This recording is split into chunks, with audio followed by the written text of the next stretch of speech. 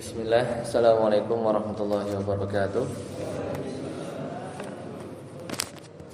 Alhamdulillah dan katsiran thayyiban mubarakan fih kama yuhibbu rabbuna wa yarda. Asyhadu an la ilaha illallah wahdahu la syarika lah wa asyhadu anna Muhammadan abduhu wa rasuluh. Allahumma shalli ala Muhammad wa ala ali Muhammad.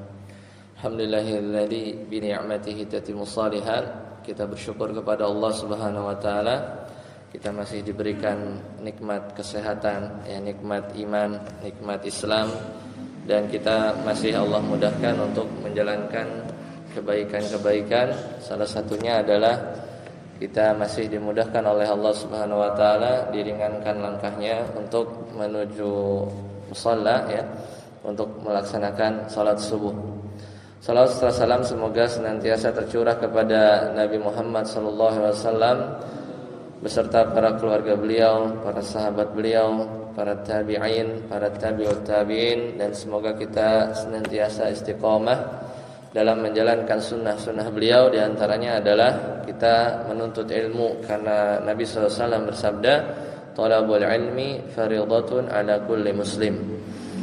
Hari ini kita melanjutkan pembahasan masih di kitab HPT, Himpunan Putusan Tarjih. Terakhir kita ketemu akhir September, pertemuan 22. Sekarang masuk ke 23, pertemuan ke 23. Di 12 Oktober atau sekitar di Rabiul Awal tanggal 20, Karena kemarin sudah lewat Ayyamul Bid, bulan udah bulat, udah lewat 15, 16, karena sekitar 20-an. Dan masih sekitar 5 bulanan lagi, menuju Ramadan, 5 bulan. Terakhir kita selesai membahas para iman kepada Nabi dan Rasul. Maka kita sudah selesai di pembahasan tersebut. Kita geser pembahasannya, yaitu tentang di kitab HPT, Di kitab HPT masuk setelah iman kepada Rasul, iman kepada siapa lagi?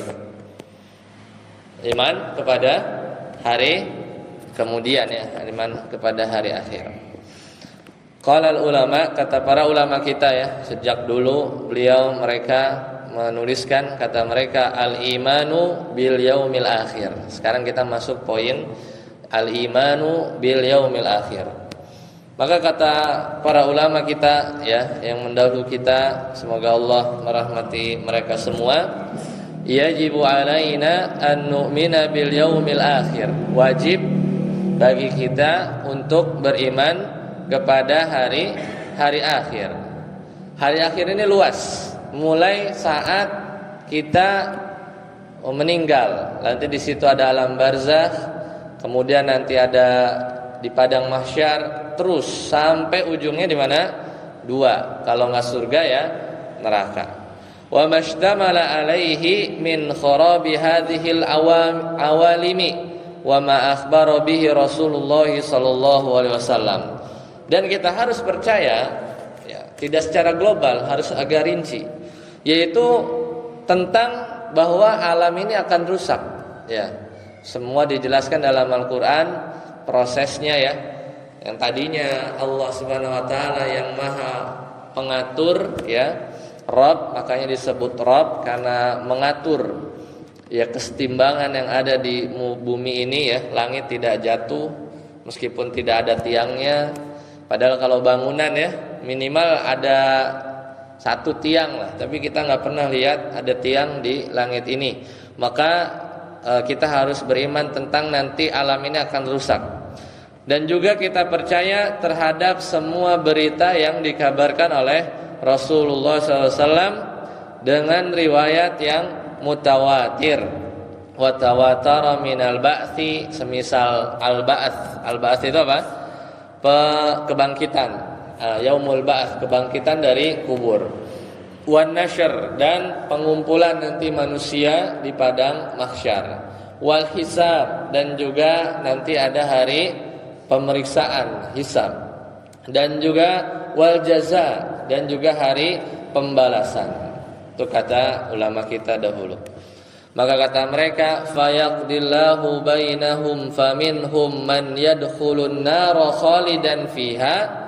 Maka Allah nanti akan memberi keputusan tentang perbuatan seorang, lalu nanti ada yang masuk neraka khalidan fiha, masuk nerakanya kekal selama-lamanya di dalamnya. Siapa itu? Wala yakhruju minha wa humul kafiruna wal musyrikun. Dan orang-orang tersebut adalah orang-orang kafir dan orang-orang musyrik.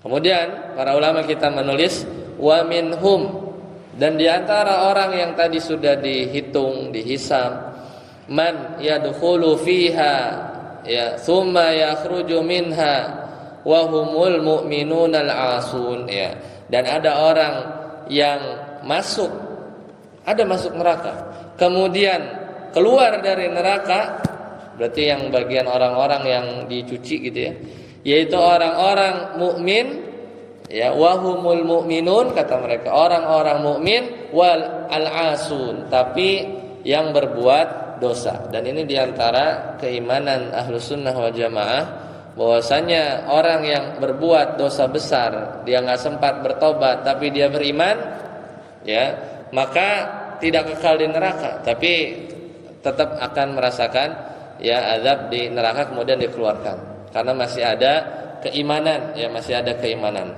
Dan mudah-mudahan kita bagian orang yang terakhir, kata para ulama, wa minhum man yadkhulul jannah. Ada sebagian dari mereka yang dia masuk surga, fayakhludu, dan kekal, wa humul mu'minuna shadiqun, dan dia adalah orang-orang yang beriman. Kalau tadi asun yang bermaksiat, tapi ini orang-orang yang beriman, as-shadiqun, yang benar-benar keimanannya. Selesai itu apa yang tercantum dalam HBT. Nah, sekarang pertanyaannya, kenapa kita harus beriman kepada hari akhir?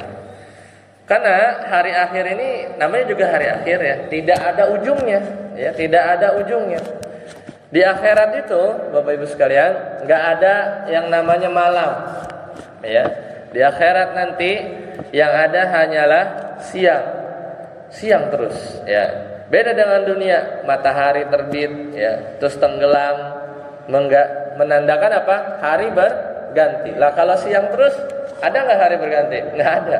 Jadi harinya panjang, siang terus, Jadi kenapa? Karena nanti di hari kiamat, sebelum surga dan neraka, sebelum surga dan neraka, pas hari kiamat, matahari dan bulan yang kita lihat itu nanti dikumpulkan, kemudian di mana? Dilemparkan ke neraka. Sebagaimana sabda Nabi SAW, dan itu menjadi bahan bakar, bahan bakar neraka, dan juga menyakitkan bagi orang-orang yang nyembah matahari, dan juga yang nyembah bulan, ada juga yang nyembah bintang, gitu Itu bareng-bareng untuk masuk neraka. Padahal Allah ciptakan mereka, sunatullah, Dan juga disebut hari akhir karena memang tahapan akhir bagi kita. Kata Allah Ta'ala, hal ata 'alal insani hinum minad dahri lam yakun syai'an madhkura. Surat Al-Insan. Bukankah telah datang 'alal insan, kepada manusia, hina minad dahri, ada satu waktu, ketika itu dia belum disebut, lam yakun syai'an madhkura, jadi waktu kita belum ada, bahkan mungkin orang tua kita belum menikah, kita kan belum ada tuh, disebut-sebut aja enggak. Akhirnya menikahlah orang tua kita, kemudian jadi janin, dan dikeluarkan dalam dunia. Dan diantara urgensi kita membahas atau merinci merinci, kita beriman lah insyaallah. Tidak seperti orang-orang kafir Quraisy, di surat An-Naba, amma yatasaalun 'anil naba'il 'adzim, kata para ulama bahwasanya mereka mendustakan An-Naba al-Azim. Ada 3 pendapat. An-Naba al-Azim maknanya Al-Qur'an, ada yang maknanya kenabian Nabi, tapi yang paling kuat An-Naba al-Azim yang sering diterjemahkan adalah hari kiamat, hari kebangkitan. Itu didustakan oleh orang-orang kafir Quraisy. Nah, pentingnya kita beriman kepada hari akhir Itu karena termasuk dari salah satu dari perkara pokok atau inti dakwah para nabi. Karena 3 pokok yang disepakati oleh seluruh para nabi dan rasul, pertama yang udah kita bahas, iman kepada Allah, iman kepada hari akhir, dan ajakan untuk beramal soleh. Biasanya kan gitu kan, para nabi dan rasul itu selalu yang pertama bertauhid, kita udah bahas. Dan kadang juga di antara pokok-pokok dakwah para nabi adalah mengingatkan bahwa akan ada hari akhir, karena mereka nggak percaya, mereka kalau nggak berpikir bahwasanya seorang itu setelah wafat udah begitu aja, tidak dihisab, tidak dihitung, atau dia merasa dia akan kekal hidup di dunia. Kan pilihannya 2 itu, orang-orang terdahulu yang mereka kufur rata-rata seperti itu. Dan terakhir, ajakan kepada amal soleh, rata berputar terhadap 3 pokok dakwah yang dilakukan oleh para nabi dan rasul.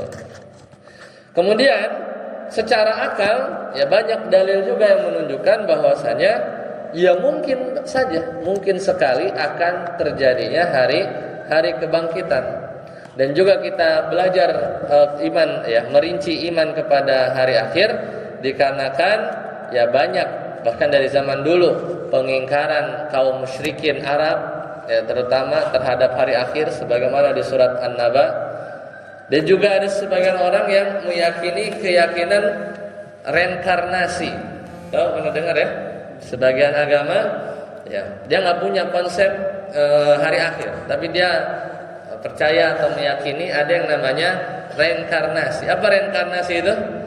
Reinkarnasi itu adalah kehidupan dunia ini yang kita lagi ada di sini. Itu adalah sebenarnya hari pembalasan. Itu konsep mereka. Reinkarnasi itu adalah kita hidup lagi di dunia ini sebenarnya itu adalah hari pembalasan terhadap kehidupan kita sebelumnya. Bingung nggak? Jadi, dan kita ingat nggak kita pernah hidup di kehidupan yang lain? Pernah ingat nggak? Enggak lah. Sedangkan namanya pembalasan itu nanti kalau kita konsep Islam ini konsep Islam di agama kita, ketika nanti kita dibalas baik di surga atau di neraka, kita tuh pasti dikasih ingat dulu di dunia ngapain. Dulu pernah nyolong, dulu pernah ngomongin orang, misalnya dulu pernah bersedekah. Itu nanti di surga atau neraka itu mesti harus ingat. Kenapa? Karena nanti tidak terasa nikmat surga, tidak terasa kejam pedih azab di neraka kalau kita nggak ingat apa yang dulu kita lakuin. Namanya dibalas namanya hari pembalasan tuh harus ingat Allah bikin ingat. Dulu saya nggak sholat, makanya makin menderitalah orang-orang yang diazab di neraka. Dulu aku pernah beramal soleh, maka makin nikmatlah kenikmatan di surga. Sedangkan reinkarnasi itu menganggap kita ini lagi ada di dunia pembalasan. Jadi kita tuh ceritanya pernah hidup di zaman sebelumnya. Makanya di antara sebagian agama meyakini bahwa ada yang jadi kucing lah misalnya, ada yang jadi anjing tuh dulunya, gitu kan. Dulunya tuh berbuat jahat, nanti jadi anjing tuh yang sekarang misalnya gitu ya. Dulu tuh dia pernah hidup. Aneh karena dan nggak masuk logika karena logikanya kita nggak pernah ingat kan. Kita pernah, misalnya kita sekarang jadi orang kaya misalnya di dunia, berarti dulunya kita hidup sering berbuat baik, makanya dibalaslah kita nih sekarang ceritanya hari pembalasan sebagai orang yang mendapat pembalasan yang baik. Tapi kita nggak pernah ingat dulu pernah jadi orang baik gitu ya. Dan ini adalah keyakinan konsep sebagian agama dan begitu seterusnya. Jadi kehidupan sebelumnya adalah balasan dari kehidupan yang lain sebelumnya lagi. Kehidupan sebelumnya adalah balasan dari kehidupan yang sebelumnya lagi. Jadi nggak ada ujungnya. Jadi tidak masuk akal dan nggak logis Kenapa? Karena tidak ada satu manusia pun yang hidup saat ini ingat tentang apa yang dilakukan. Namanya pembalasan harus harus ingat harus ingat. Dan makanya banyak sebagian orang yang akhirnya masuk Islam gara-gara konsep Islam lebih masuk akal daripada konsep reinkarnasi. Ya, reinkarnasi kan biasanya di film-film yang agama sebelah ya. Ya, jadi ada yang jadi babi lah misalnya gitu kan. Nah, ini adalah orang yang dulunya berbuat tercela, makanya sekarang dia jadi babi. Padahal dulu mungkin dia orang kaya, begitu kan? Ya, kalau pernah dengar ya konsep reinkarnasi. Dan kita nggak ada. Di kita nggak ada. Kita konsep pembalasan jelas. Ya, kita beramal soleh, hari akhir ditimbang, dihisab, dibangkitkan, ditimbang, dihisab, udah. Endingnya dua. Kalau nggak surga, neraka. Nah, makanya kata Allah Taala, ya, ketika menyebutkan, mengkisahkan perkataan manusia nanti di akhirat, misalnya surat At-Tur, kata Allah Taala, orang-orang nanti yang di akhirat itu bilang begini, Inna kunna min qablu nad'u. Sesungguhnya kami dulu menyembah Allah. Ya. Jadi baik penghuni surga atau penghuni neraka akan benar-benar ingat, ya, akan benar-benar ingat apa yang dilakukannya di dunia dan benar-benar terasa ya balasan yang dia dapatkan nanti karena usaha yang mereka dilakukan di dunia, seperti itu ya. Dan makanya kita harus belajar, ya, kita rinci tentang hari kiamat atau hari akhir ini.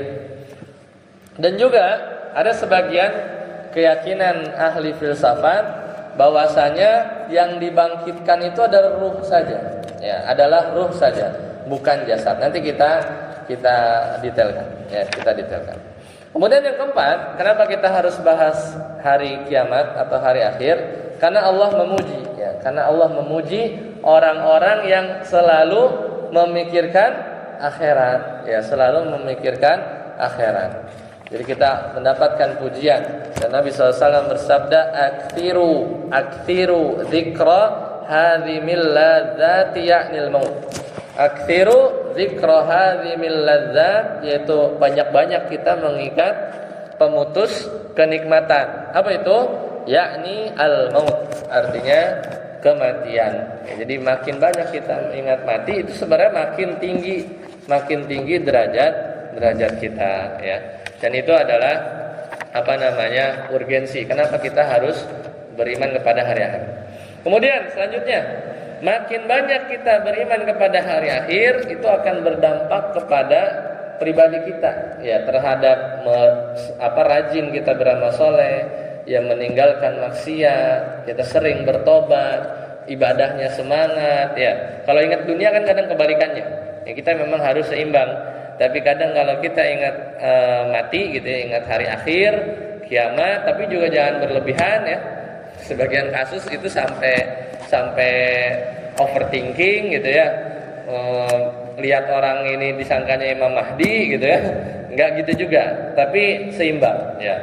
Ya, kemudian ya takut sekali ya tidak juga. Tapi dengan situ harus yang membuahkan amal soleh, harus membuahkan amal soleh. Baik. Kemudian step pertama. Yang pertama dari pembahasan hari akhir itu adalah kita masuk dulu yang namanya pintu al-maut, yaitu kematian. Karena enggak mungkin ya kita akan masuk ke akhirat kecuali melalui pintu ini. Dan yang namanya kematian itu pasti ada 3. Pertama, akan merasakan yang namanya kepayahan yang sangat berat yang dalam agama kita disebut apa? Sakaratul maut. Ya, dan setiap yang akan melalui kematian ini akan merasakan sakaratul maut. Ini dialami oleh orang beriman dan juga yang tidak beriman juga mengalami, ya, tidak mengalami. Kemudian proses yang kedua, sakaratul maut itu di awal-awal. Yang kedua, itu namanya al-ikhtidar. Al-ikhtidar itu artinya proses, ya, nyawa itu benar-benar lepas ya dari jasad, ya. Dan ini enggak kelihatan, ruh tidak terlihat. Yang kita lihat jasadnya, ya, dari sakaratul maut, al-ikhtidar, baru yang terakhir adalah terlepasnya ruh, nyawa dan jasad. Jadi sakaratul maut, al-ikhtidar, baru ruh benar-benar lepas.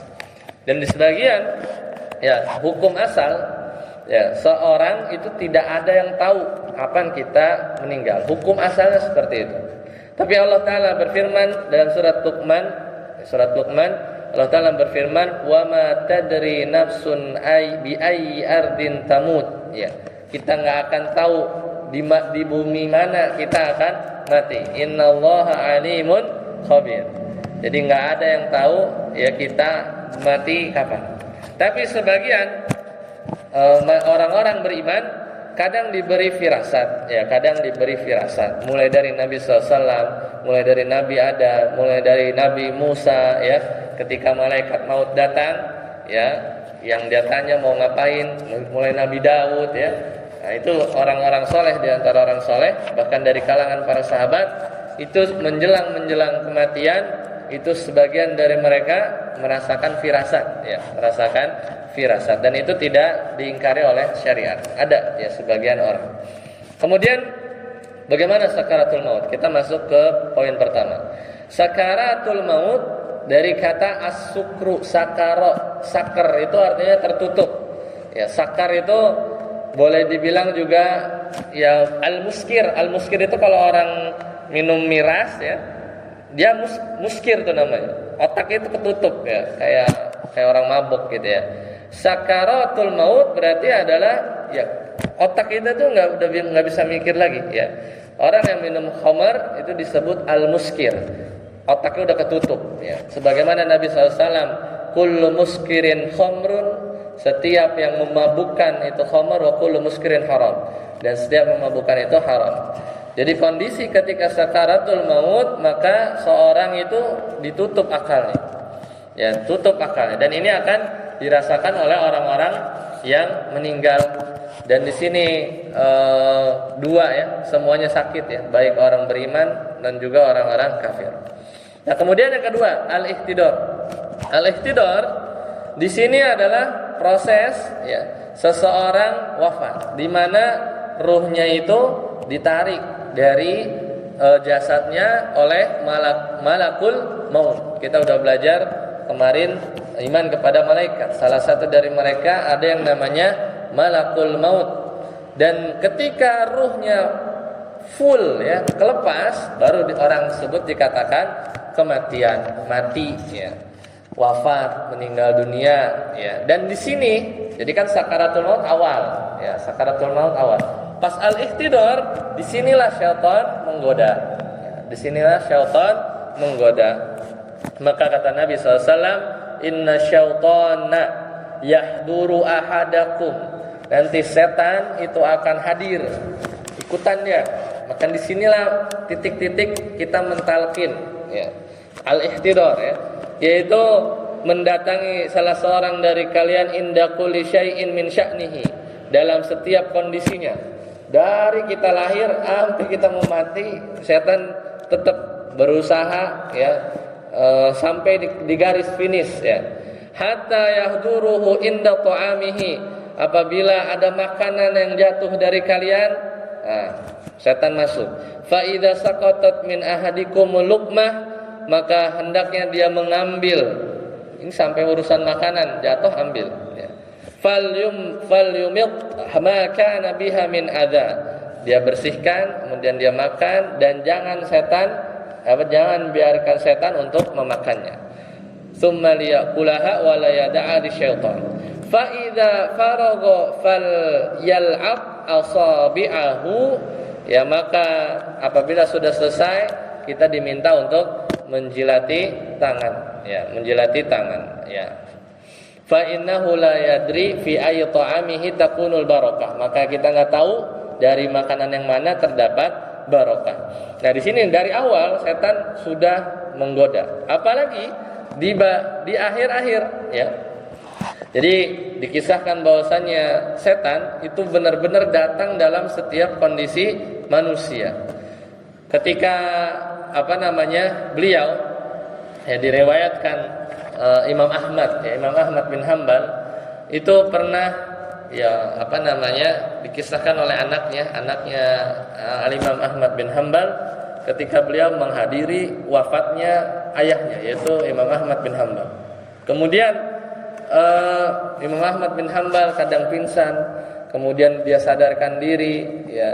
Kemudian ditanya sama anaknya, wahai ayahku, apa yang tampak dirimu? Maka Imam Ahmad bin Hambal menjawab, sesungguhnya setan sedang berdiri di sisiku sambil apa? Menggigit-gigit jemarinya. Putus asa maksudnya, putus asa. Dan berkata, wahai Ahmad, engkau telah lolos dariku. Jadi ini pinternya setan. Setannya yang goda kelasnya Imam Ahmad bin Hambal. Ini kalau setan yang goda kita masih ece-ece. Ini yang godain siapa? Al-Imam Ahmad bin Hambal, salah satu dari imam mazhab yang 4 ya, Imam Syafi'i, Imam Ahmad, Hambali, Imam Malik, Imam Ahmad bin Hambal. Lihat liciknya setan. Jadi ini diceritakan oleh anaknya Imam Ahmad bin Hambal ketika menghadiri ya sakaratul maut ya, al-ihtidhar ya, sampai akhirnya beliau wafat. Ditanya sama anaknya, apa yang kamu lihat? Katanya Imam Ahmad bin Hambal, aku melihat setan itu gigit jari, putus asa. Susah nih goda orang ini kan. Soleh, orang berilmu. Ya, di akhir wafatnya dia gigit jari, ya putus asa. Sambil seakan-akan dia dalam kondisi putus asa. Wah, udah nggak bisa lagi nih, ya godain Imam Ahmad di ujung. Maka kata Imam Ahmad dan setan itu ngomong, ya Ahmad, wahai Imam Ahmad bin Hambal, engkau telah lolos dariku. Maksudnya Imam Ahmad menang. Setan ya, setan. Kemudian kata Imam Ahmad bin Hambal, maka aku bilang tidak, ya tidak. Ya belum lolos, belum mati katanya, belum meninggal, tidak.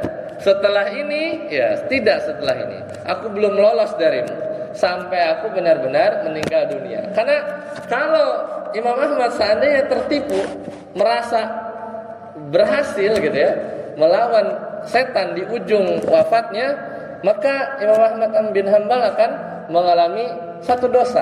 Itu apa? Ujub, sombong. Di akhirnya merasa menang lawan setan. Makanya Imam Ahmad tidak tertipu ya. Jadi pura-pura putus asa itu setan maksudnya ya. Setannya pura-pura putus asa seolah dia udah kalah. Padahal dalam rangka agar Imam Ahmad bin Hambal di akhir wafatnya itu merasa ujub ya, sombong, merasa sudah istiqomah sampai akhir. Oh kata Imam Ahmad enggak, belum. Sampai meninggal baru menang ya melawan setan ya. Itu. Jadi artinya setan pengen Imam Ahmad merasa ujub, bangga ketika itu, merasa sudah bisa lolos dari godaan setan. Jadi sebisa mungkin setan ya ingin menjatuhkan keimanan seorang bahkan di akhir-akhir ya kondisi kematiannya ya, di akhir-akhir kondisi kematiannya. Dan akhirnya dicabutlah nyawa. Di sini hadis yang panjang. Proses pencabutan nyawa antara orang beriman itu berbeda ya. Berbeda ya dengan orang-orang kafir. Berbeda dengan orang-orang kafir. Jadi yang orang-orang beriman ya, dalam hadis yang panjang itu benar-benar kasar. Ya, malakul maut itu benar-benar kasar. Adapun orang-orang beriman itu agak lebih lembut. Dan dua-duanya akan diangkat ke atas. Yang satu lolos, adapun orang kafir balikin lagi ke bawah. Karena pintu-pintu langit tidak terbuka. Ya, selesai seorang itu sudah wafat. Terakhir kita bahas sampai alam barzah. Nah, setelah seorang itu meninggal dunia, ya, jadi apa definisi meninggal itu? Ruh sama jasad udah lepas. Ya. Meskipun ketika kita tidur sebenarnya lepas, tapi ruh kita itu dipegang. Ya, digenggam oleh Allah Subhanahu wa taala. Kapan kita bangun balikin lagi. Ya, kapan kita bangun balikin lagi. Dan konsep ruh sama jasad aslinya kalau terjadi kenapa-napa sama ruh, jasad tuh ngerasain meskipun udah lepas. Ya, dan hukuman-hukuman, azab-azab, nikmat-nikmat kubur ya. Azab-azab kubur, nikmat-nikmat kubur itu kadang berbekas memang di jasad ya. Sama juga halnya ketika kita mimpi baik, mimpi buruk, kadang jasad kita deg-degan kan. Pas kita kebangun nih deg-degan, oh cuma mimpi gitu ya.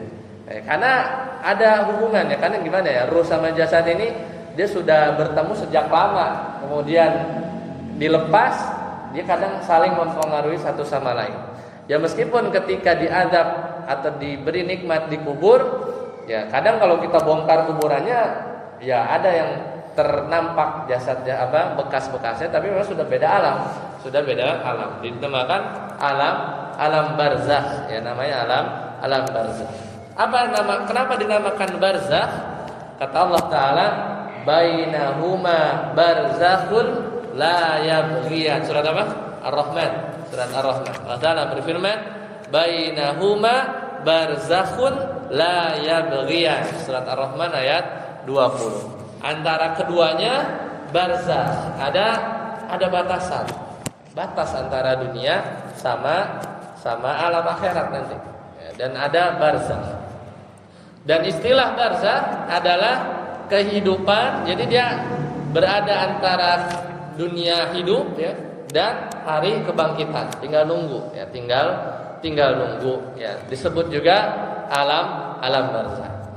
Nah, apa yang terjadi di alam barzakh? Dan yang dalam Al-Quran dikisahkan bahwasanya Fir'aun itu diadab pagi dan sore. Pagi dibukakan sedikit pintu neraka, maka itu azab bagi mereka, azab kubur. Bayangkan dari zaman Nabi Musa itu 2000 atau 3000 tahun SM sebelum Masehi. Sekarang kan 2025 ya. Dari zaman 3000 misalnya plus 2025 udah 5000 tahun tuh di alam kubur. Bahkan jasadnya sebenarnya ditampakkan kita bisa lihat jasadnya dia. Jasadnya ya kayak ya kering aja gitu kan, di mumi gitu. Tapi dia sudah di alam yang lain dan mengalami yang namanya azab kubur. Nah, perkara alam barzakh ini ada 3. Pertama, itu kubur itu gelap. Kemudian yang kedua, kubur itu ada yang namanya himpitan kubur. Ya, sempit ya. Ada yang ketiga, fitnah kubur. Yang pertama, kubur itu gelap, maka yang cahaya itu hanya didapatkan dari amalan-amalan soleh. Ada juga yang namanya himpitan kubur, sempit ya, terutama bagi orang-orang yang kafir, orang-orang musyrik ya. Kemudian ada fitnah kubur yang sering kita dengar, itu namanya pertanyaan-pertanyaan ya. Man rabbuka gitu ya. Barulah keempat, azab ya atau nikmat kubur. Jadi aslinya udah gelap, sempit ya, difitnah. Fitnah itu ujian, bahasa Arab itu fitnatun. Fitnatun itu bahasa Indonesianya ujian. Kemudian yang keempat baru azab kubur, nikmat kubur sambil nunggu yaumul ba'ats ya, sambil nunggu nanti kiamat, tiupan kedua bangkit ya, sambil nunggu itu.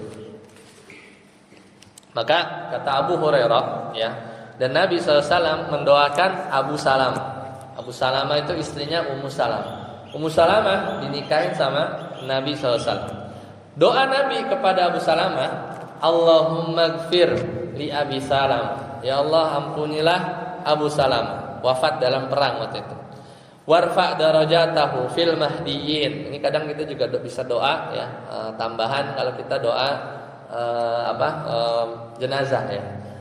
Dan angkatlah derajat Abu Salamah fil mahdiyyin, yaitu bersama orang-orang yang mendapat petunjuk. Wal wakhlufhu fi akibihi fil ghabirin, dan juga ganti bagi orang-orang yang ditinggalkan keluarganya. Waghfir lana walahu, dan ampunilah kita dan dia ya rabbal alamin. Dan doa Nabi sallallahu alaihi wasallam, wafsah lahu fi qabri, dan lapangkanlah kuburnya, karena tadi udah gelap, himpit ya. Maka kita sering doakan ya wafsah lahu fi qabri, lapangkanlah kuburnya. Memang butuh kelapangan kubur. Dan yang terakhir, wan nawwir lahu fihi, dan berilah cahaya bagi kuburnya. Maka dari sini kita tahu bahwa asalnya di kuburan itu gelap dan sempit. Makanya kita mendoakan orang meninggal udah nggak bisa doa lagi, kita doain. Dan doain apa? Wafsah lahu fi qabri, lapangkan. Karena itu yang dibutuhkan sambil nunggu yaumul ba'ats. Wa nawwir, dan terangilah ya, berilah cahaya bagi kuburnya. Ya, jadi itu dalil bahwasanya kuburan itu aslinya gelap. Buktinya Nabi doain salah satu seorang sahabat beliau dengan beri cahaya dan dilapangkan. Apa itu himpitan kubur? Nabi SAW bersabda, Inna lil qabri daltah.